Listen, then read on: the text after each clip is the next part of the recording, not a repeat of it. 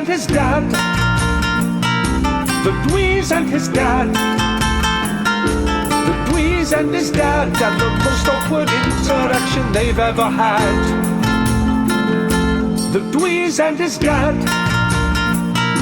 The Dweez and his dad. The Dweez and his dad had the most awkward interaction they've ever had. I want to ask him so many questions. I want to ask him so many questions. I want to ask him so many questions that I don't know where to start. I want to ask him so many questions. I want to ask him so many questions. I want to ask him so many questions that I don't know where to start. Finally, Loraga yields and takes us to my father. The state of him is quite a thing. I'm not sure if I'd rather leave right now with mystery. Is this what's to become of me? Adventure continues. I rather think that we should take this conversation elsewhere, don't you? Yeah, I think we should. Okay. And he turns back to Francis and says, Francis, now you stay here. I'm just going to go and talk to this man. I assure you he won't do me any harm. You just stay here in your room. I'll be back soon. Okay? And Francis sort of nods and sort of then just rejoins the rest of the room of the other people. By no means going and having sexual intercourse, but he sort of just goes and starts talking to some of the other people. Well, they're at it. No, not everyone in this room is at it. There just happens to be more than two people at it. Just starting a conversation with two people fucking. It's just like as a hypothetical situation. If you were in that position, who would you rather start the conversation with? The front person or the giver or the taker? Yeah, postman or the letterbox. I think the taker. I mean, if you start talking to the giver, you might throw them off their stride. whereas the taker just hopefully just has to carry on doing their job. See, in the one that I'm imagining, there's only one of them that would hear me. Oh, God. I don't even know what that means, but it sounds revolting. And anyway, with that, let's moving this on. Loraga motions to sort of walk back the way you came. Yeah, I'll leave the sex room. Are we coming with you? Please do, unless this room's. I'd really like to come with you. Yeah. Okay. So he leads you back outside, and he sort of motions to go northwards towards the top of the building. And you follow him around, assuming you're following him around. I don't know if you're saying anything while you're walking. I've just like, why have you done this to him? That's what I want to know. I'm thinking that essentially he's done this to him to keep him subdued. Essentially, like he's basically put him in a mushroom sex prison. He says. So you said this to him. You said, "Why have you done this to him?" Yeah. I felt, with all the things I'm about to tell you, it was the best thing for him. Please, let's retire to my study. I wish to sit down and to allow you the opportunity to ask any questions, and I'm happy to tell you anything.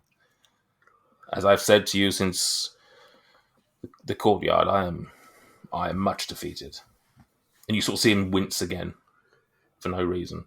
As you round the corner, you see this guard that you referenced earlier, and as he turns the corner, he's still got his hands bound, and you see this guard sort of turn towards you and sort of like take an attack pose, like drawing their weapon. He says, No, it's absolutely fine, I assure you. Don't let the vision of me bound worry you.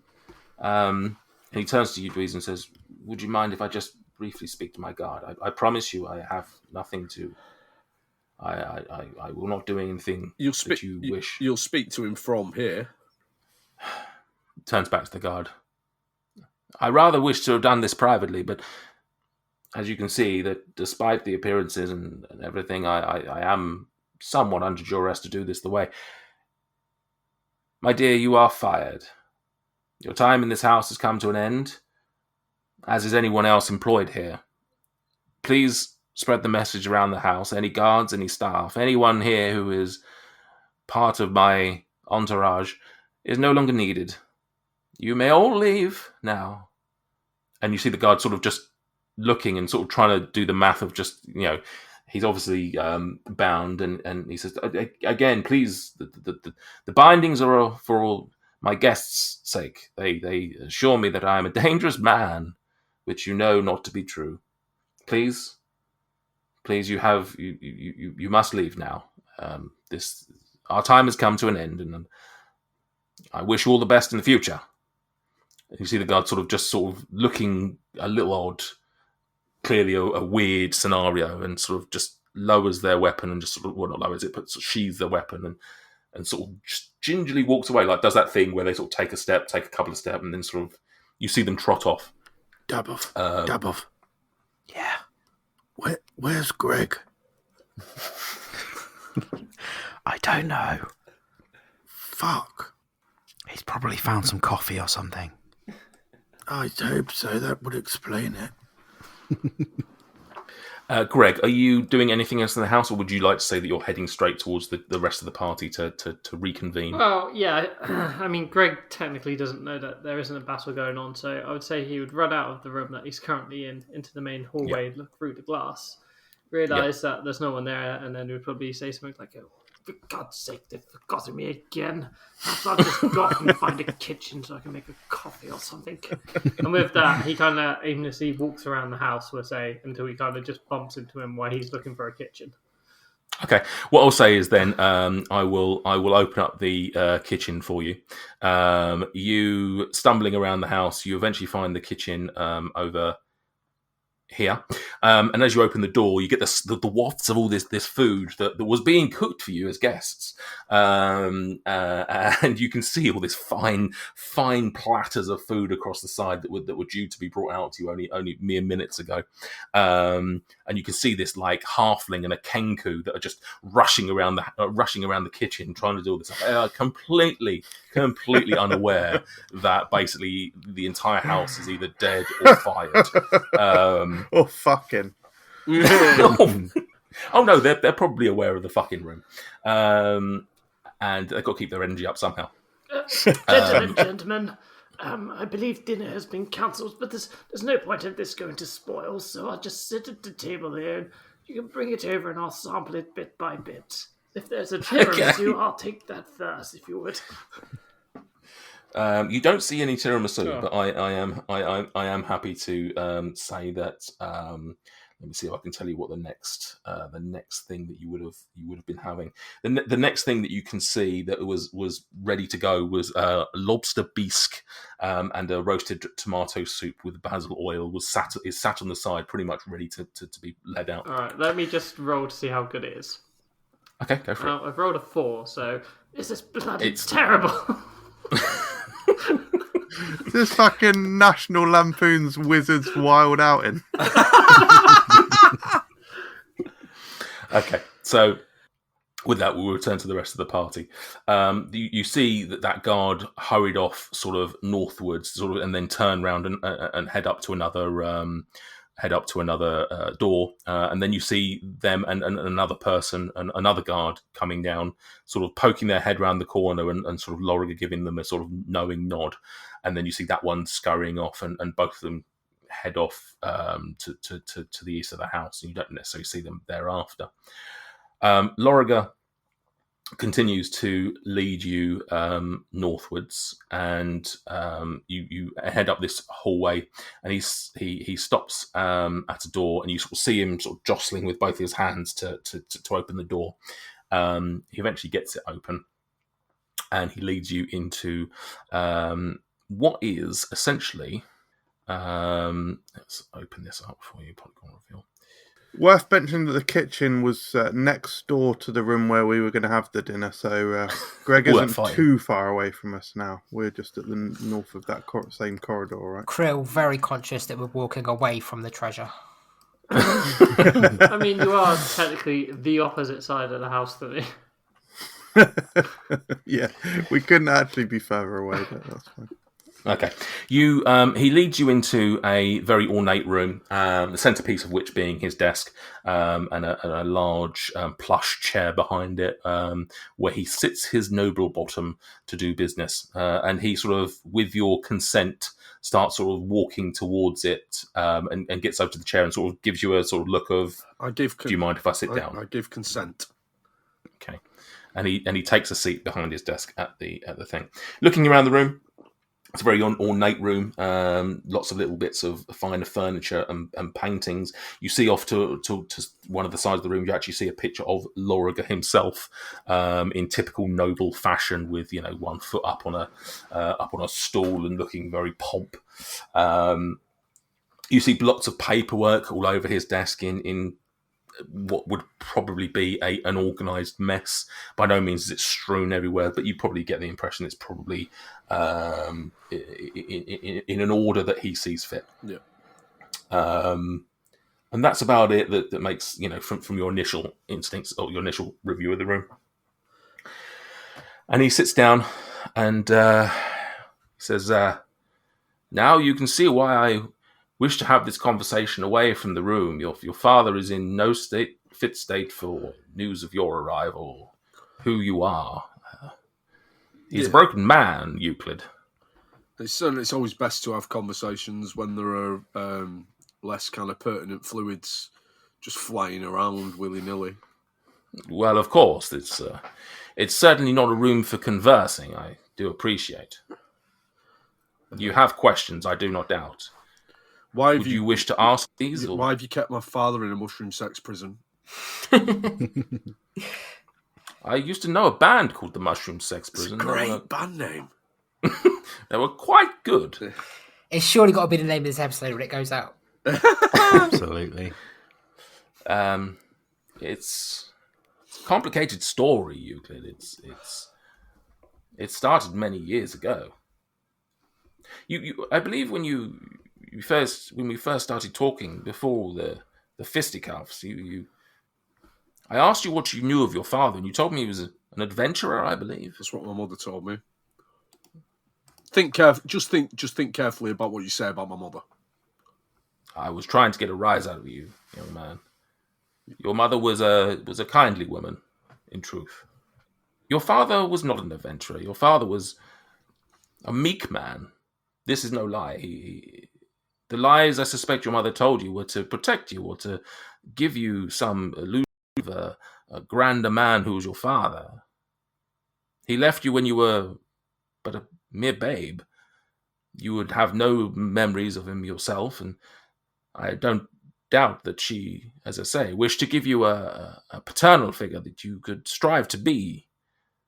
The man who stands before me now, it seems you've done well to do so, given your background. But your father was a meek man.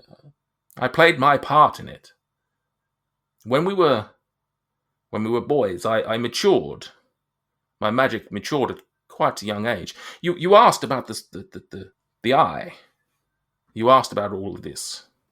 Yeah, I did. Generations ago, our family made a pact with the Fae that every generation one would be born who would have a deeper connection to the Fae and who would be able to access their magic with the skills of a warlock. In our generation, that was me. I bore the mark, and he sort of points to the eye and sort of points to yours as well. And he says, I bore the mark, and I matured at a very young age when it came to the arcane. I was a pompous boy, I was a cruel boy, and a bit of an experimenter. Your father served as target practice. Your father served as someone that I could use to learn the extent of my magic. I do not doubt that in itself hindered his own growth. It hindered his own ability to stand out on his own. He turned out to be meek, not strong like you or me. When you were born, things changed for him. he was in love with your mother. They were a fine couple. Your sister was born, and he was a happy man. But your mother was unaware that she was carrying twins. So your arrival was quite the surprise. That moment where he looked down at his daughter and saw that there was no mark, that thankfully this might skip a generation, disappeared when you arrived, young man. He saw you and saw that you bore the mark, that you would inherit the power one day. Flashbacks to his own childhood, I assume, made him realize that perhaps one day you would do to your sister what I did to him. He toyed with this information. He struggled with it. He worried what would happen to your sister. And so, one night, like a coward, he left your mother in the night, taking your sister. In his words, I've come to realize, to protect her. But he did so without your mother's knowledge. She had no reason to know why he disappeared. She knew of the mark, she knew of the family problems, as she would put it, but she didn't know that's why he ran away. Your mother didn't take too kindly to this, and seeing me and the family connection, she decided to protect you in her own way. She disappeared. She ran away. I looked for her. You are blood. Whether or not you believe it, you are my nephew.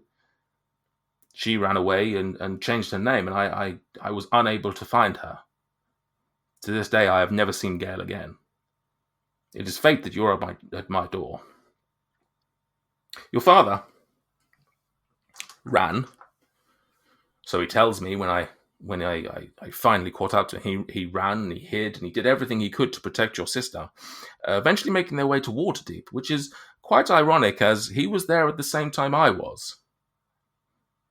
He says he wished nothing to do with me, but yet we appeared in the same city. Our paths never crossed. I was unable to find him, thinking he would be miles away, never even looking on my own doorstep. But he was there with your sister. It was only later, after I was kicked out, excommunicated from Waterdeep, and came here, that an old connection of mine, a man by the name of the Snail, Zentarim, he told me that he had tracked down my brother, Francis, that he was in Waterdeep. I said to him, I wished for him to keep an eye on him, to ensure that my brother, your father, was safe. And so the Snail did what any good Zentarim would do. He did exactly that for payment, and he looked out for your father. But as Zentarim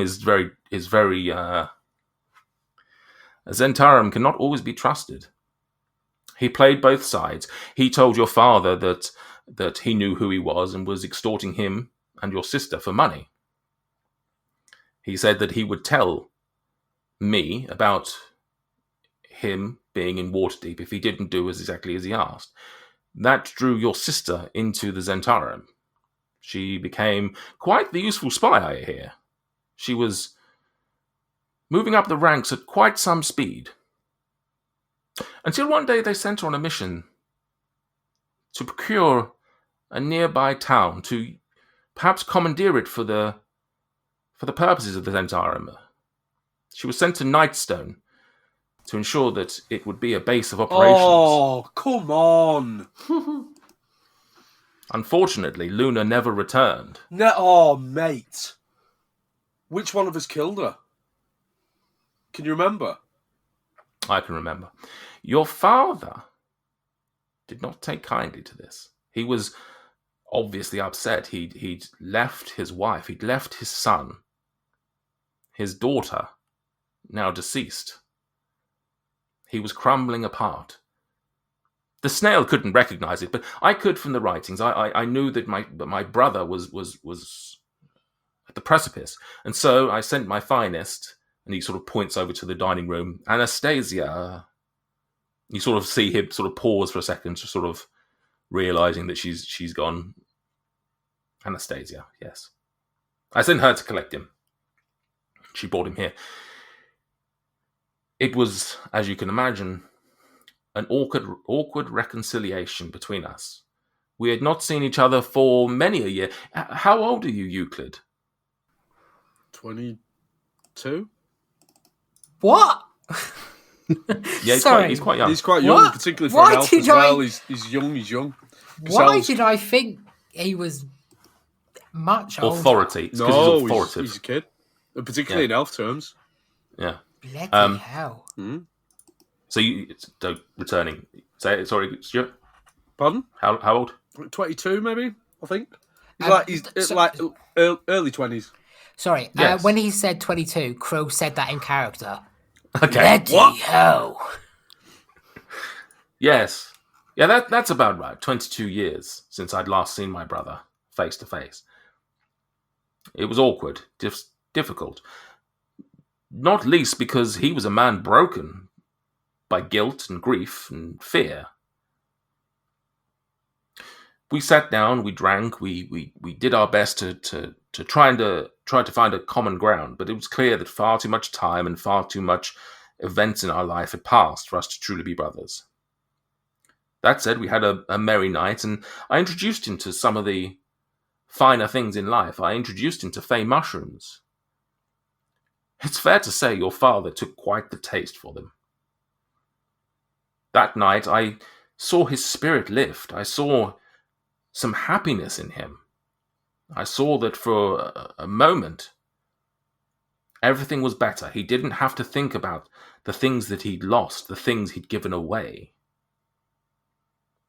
In that moment, I realized that the best thing for him is if I kept him here and gave him everything I possibly could to repay my debt towards him, to repay the pain that I had thrust upon him as a child, to take away all of that pain that he was suffering from the family. I decided then that the best freedom for him would be a prison of narcotics and carnal pleasures. I set up that room that you saw. That is your brother's room.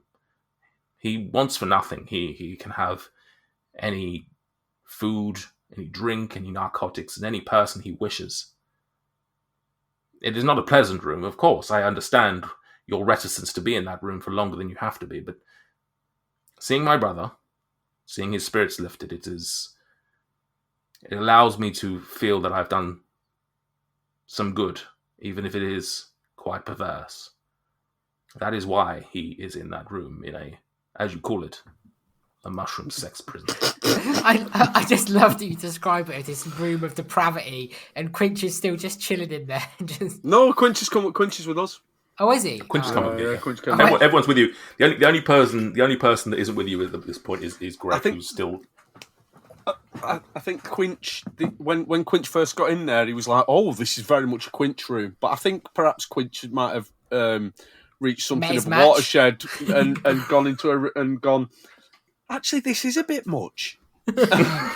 He's found his sort of line. Well, no, because Quinch is disgusting, but he's quite romantic. I think he like Quinch likes. Quinch likes human connection. With the lady doth Is this protest not basically like enough. immersion therapy to cure his like addiction? Is that what this is? He's talking to like a couple that's fucking. How did you guys meet? I'm going to pause there slightly. Stuart, I think it's fair to say that as that was going on, you picked up on a few things. So if you wish to enlighten those that didn't keep notes and those who, and the listeners who may not have kept notes from 3 years ago. So the snail was the person. So all the way back in Nightstone, when we got rid of the goblins and those people rode into town, they were the Seven Snakes, and we found out that they had been sent on behalf of somebody called the Snail, who I believe is a halfling. Something to do with. Maybe has the power of. I've got halfling power giants, and and the snail had sent them, and we killed the Seven Snakes, and we killed my sister. Who did that? We did. So Anyone- Keller was it was Keller Darkhope. Keller and the Seven Snakes. So Keller and there was a That's there was also girl, a good band name. There was a girl with them, and she was there, and she was hiding in the shop. Do you remember? She was hiding there, and she pretended that she was like a scared person. Shit! And then she was.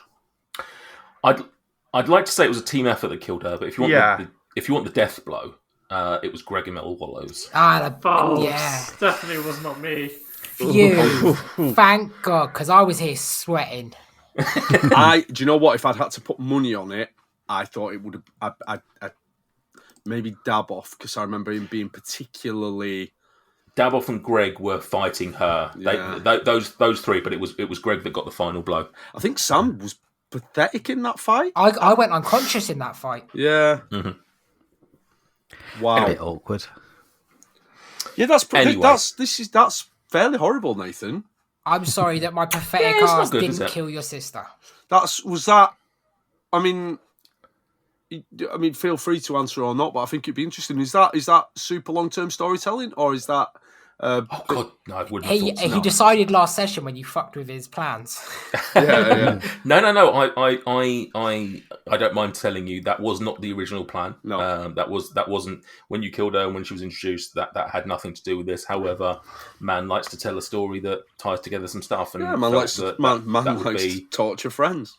Thought that whilst a horrible situation, it would at least make some sense from the story that I was looking to tell. Yeah. So yeah.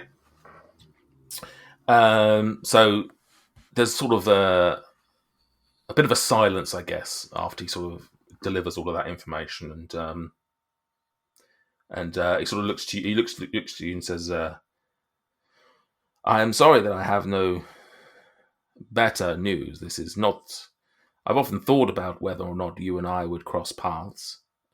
Given everything I've told you about the magic and our family, it seems somewhat fated that we would eventually cross again. It's fair to say this is not how I wished for it to have gone. Even today, I wished for us to sit and dine and bring together our family. It is unfortunate that this is how it has turned out for all of us." Sort of not in the mood to eat.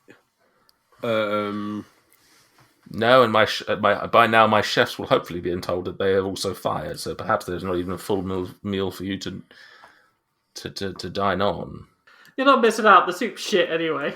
You know, before when I was like, can't wait for Greg to wander back and be like, "Hey guys, I don't know what Dweezil would do." I think. Does Dweezil remember that Greg was the one that killed I don't think her? Dweezil would remember that, no. If Stuart doesn't remember that, Dweezil doesn't remember it, but No. Dweezil definitely knows that we killed his sister. Yeah. It's worth saying, in that battle, at that time, I can't remember exactly where Dweezil was, but if I remember correctly, the fight with Keller was very much...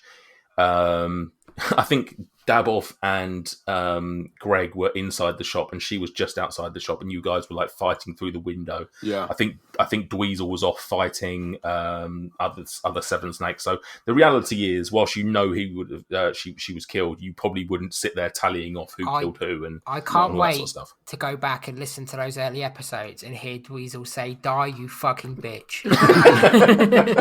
Die, you weirdly familiar looking bitch. I don't want. This is weird, but his blood is my blood, and I sort of don't want it on my hands. I'll do it. I was going to say, just ask Greg. He's used to killing your family. It's fine.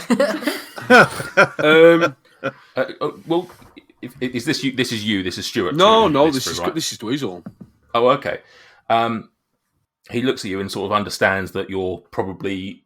I would imagine, all these emotions are crossing your face and things like that. And he says, Euclid, I've obviously given you lots of information. Indulge me for 1 second, if you will. I am a defeated man. Tell me about the eye. Tell me, what has anything changed for you? It seems fortuitous that you have come here unknowing of my existence, of your father being here, and yet you come to my doorstep. No, that is fair. When somebody who you are deeply connected to asks you for something, you do have to give them consideration. So go on then, Crow. What? You said you asked me if you could kill him. You'd like You're me my to kill him? you're my family. You asked me if you could kill him. Brilliant. Can you just repeat that? Can you just say the words? Can you please kill him? Just so I'm not misconstruing what's been said. Crow, will you please kill my uncle? Absolutely. Yeah. Just I'm not going to use the glaive. Just a dagger. I'm just gonna to the throat. Just awkwardly, sort of just nodding as like waiting for that approval, and then I'm assuming Dweezil's nodding back. Yeah. Kill him. Family. Yeah, family's all right. It. Dom into Toretto. The neck. Okay. Yeah, just into the neck. Okay. Unfortunately, the way in which I push it into his neck and then pull it out, there's just blood everywhere. It's catching a lot of people. Okay. Okay, so you're all in the room. Okay, doing that. Okay, so you do that. You shove this this dagger into his throat, and you sort of see the blood spurting out, and he sort of. It's like a sprinkler. The entire time he's sort of just reaching out towards Dweezil, just sort of like trying to just sort of, I don't know, make some sort of physical, familial connection. Obviously, his hands are bound; he can't really do much. You sort of see him just like convulse, and sort of like the blood's going everywhere, and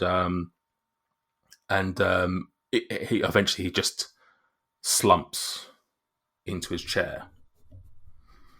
With that, Dweezil, you feel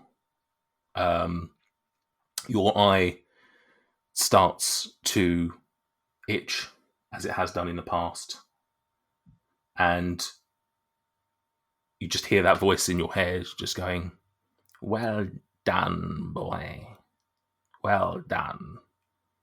Seconds later, you roll me a perception, all of you. So in the room, we've got Dweezil. We've got everyone but Greg in this room. Okay. Greg, just so you know, you are now dining on... let me find it for you. You've now moved on to a Caesar salad with grilled chicken or grilled portobello mushroom, your choice. Oh, it's got to be with a portobello mushroom. And I've rolled a 15. It's above average. It's not the best I've ever had in the way of Caesar salads, but it's up there. It's up there. Lovely. Looks like the wine Yeah. bottle. It is up there. Right. Will all of can you all roll me a perception, the four of you that are in the room? 9.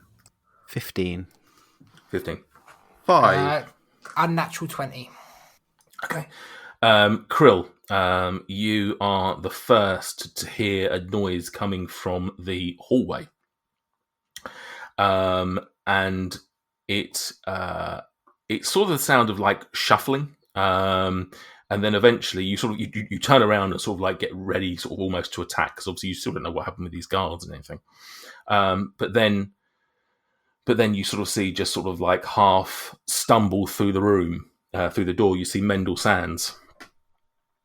And he says, "So, did anyone else get knocked out and wake up in a room full of corpses, or was that just me?" That might have just been you, Mendel. He looks around and sees all of you and says, "Sorry, chaps. I woke up and I just came looking for you and sort of stumbled up here. I went in some weird fucking room back there where I don't even want to. I'm not sure I even want to talk about what I saw back there. But I found you and I hope you don't mind. But I was eavesdropping a little bit. I pretty much heard everything, and I'm really sorry for your loss, Dweezil. You must be in a difficult bind right now." Well, this isn't a loss. I point at Loraga. This isn't a loss. This is the man who has given us the financial means to buy a belt of hill giant strength. Yes! For Quinch. Yes! For Quinch. For Quinch. Yeah. What? What? What do you mean? Another delicious episode in the can. Thanks for listening. You can find us on social media. Maybe you could share your favourite moments with us. If you have any friends or family that you think would enjoy the antics of the circus, we'd appreciate it if you told them about our podcast. What is this voice? I don't know, but isn't it just so? If you have any spare change, you can support us financially on Ko-fi. It is of paramount importance that you do so. Open square bracket. Hi lads, here's the script for the outro I'm planning to record. I don't know how to end it, so let me know if you can think of anything witty to finish it at.